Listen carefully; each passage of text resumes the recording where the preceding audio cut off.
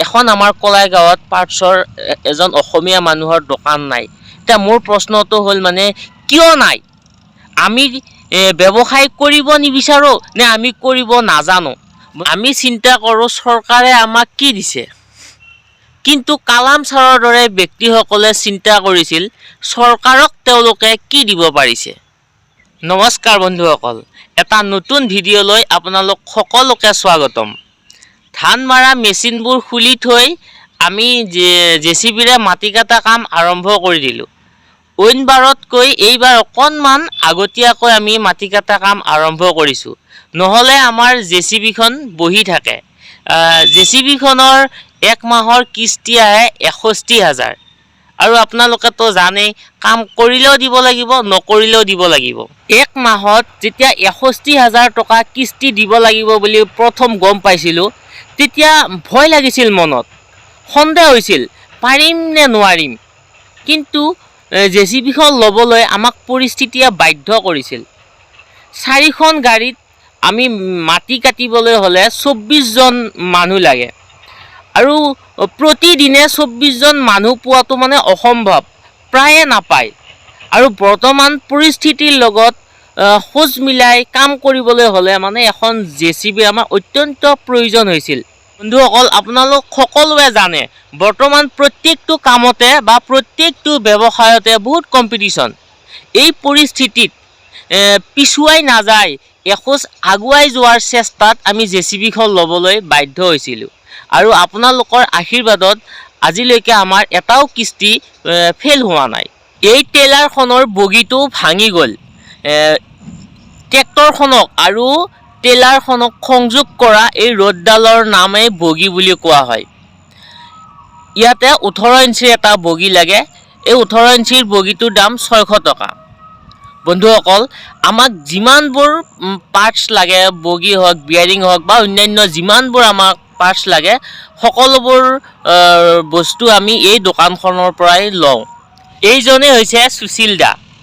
এওঁ এজন মাৰোৱাৰী মানুহ, কিন্তু মানুহজন এওঁ বহুতেই ভাল। আমাক ৰাতিপুৱা 5টাত মাল লাগিলেও আমি পাওঁ, ৰাতি 10টাত মাল লাগিলেও আমি পাওঁ। আমাক যেতিয়াই প্ৰয়োজন হয় বস্তু, তেতিয়াই এওঁ অকণমান কষ্ট কৰি হ'লেও আমাক যোগান ধৰে, আমাৰ কোনো অসুবিধা হ'ব নিদিয়ে। আমাক মানে এওঁ পূৰা ফুল ছাপোৰ্ট কৰে।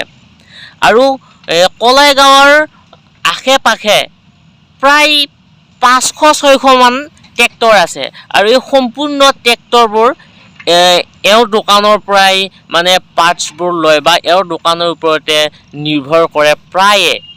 বন্ধুসকল, এটা দুখৰ কথা বুলিয়ে মই কৈছোঁ, কলাই গাঁৱত এখনো অসমীয়া মানুহৰ পাৰ্টছৰ দোকান নাই। কিয় নাই? ইমান এটা বৃহৎ এটা এৰিয়া কভাৰ কৰি আছে কলাই গাঁৱে, ইমান ট্ৰেক্টৰ আছে। এই ট্ৰেক্টৰবোৰৰ ইমান পাৰ্টছ মানে পাৰ্টছৰ প্ৰয়োজন হয়। এখন আমাৰ কলাই গাঁৱত পাৰ্টছৰ এজন অসমীয়া মানুহৰ দোকান নাই। এতিয়া মোৰ প্ৰশ্নটো হ'ল মানে কিয় নাই? আমি ব্যৱসায় কৰিব নিবিচাৰোঁ নে আমি কৰিব নাজানো? বন্ধুসকল, আপোনালোকে বাৰু কমেণ্ট কৰি জনাবচোন। এওঁ কি সুন্দৰকৈ নিজৰ লগতে আনকো কৰ্মসংস্থাপন দিব পাৰিছে, কিমান ধুনীয়াকৈ এটা ব্যৱসায় চলাই আছে সুদূৰ ৰাজস্থানৰ পৰা আহি। কিন্তু আমি অসমীয়া মানুহখিনিয়ে সেইটো চিন্তা কৰা নাই, আজিলৈকে চিন্তা কৰা নাই। সেইবাবে এজনো অসমীয়া মানুহৰ কলাই গাঁৱত আমাৰ এখনো পাৰ্টছৰ দোকান নাই। আমি এটাই চিন্তা কৰোঁ, কেনেকৈ এটা চাকৰিৰে নিজকে সংস্থাপন কৰিব পাৰোঁ। কিন্তু কালাম ছাৰে তেওঁ লিখা টাৰ্ণিং পইণ্টছ এই কিতাপখনত তেওঁ স্পষ্টকৈ লিখিছে, নিজকে সংস্থাপন কৰিব বিচৰাতকৈ সংস্থাপন দিব বিচৰা মানুহৰ সংখ্যাও বৃদ্ধি হ'ব লাগিব। তেতিয়াহে এখন দেশ বা এখন ৰাজ্য শক্তিশালী হয় বা উন্নতি হ'ব, তেতিয়াহে। বন্ধুসকল, আমি চিন্তা কৰোঁ চৰকাৰে আমাক কি দিছে, কিন্তু কালাম ছাৰৰ দৰে ব্যক্তিসকলে চিন্তা কৰিছিল চৰকাৰক তেওঁলোকে কি দিব পাৰিছে।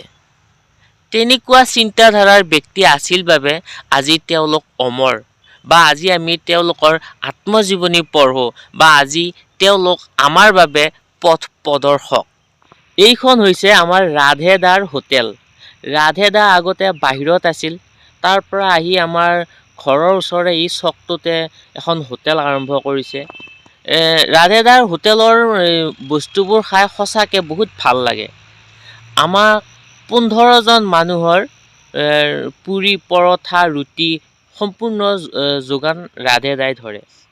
আমিও অকণমান চেষ্টা কৰিছোঁ যাতে ৰাধেদাৰ হোটেলখন অকণমান হ'লেও ডেভেলপ হয়, আন এজনক বা সংস্থাপন দিব পাৰে, সেইটো আমি অকণমান হ'লেও ৰাধেদাক ছাপোৰ্ট কৰিবৰ কাৰণে চেষ্টা কৰিছোঁ।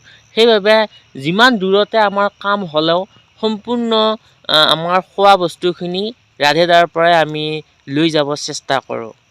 বন্ধুসকল, এইজনে হৈছে আমাৰ JCB অপাৰেটাৰ।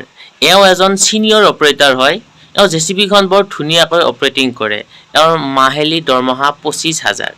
আৰু এইকেইজন হৈছে আমাৰ ট্ৰেক্টৰৰ ড্ৰাইভাৰ। এওঁলোকৰ প্ৰত্যেকৰে মাহিলী দৰমহা 15,000। বন্ধুসকল, কিবা কামৰ বাবে যদি JCBৰ প্ৰয়োজন হয় তেনেহ'লে আপোনালোকে কমেণ্ট বক্সত আপোনালোকৰ নাম্বাৰটো দি কমেণ্ট কৰিব পাৰে।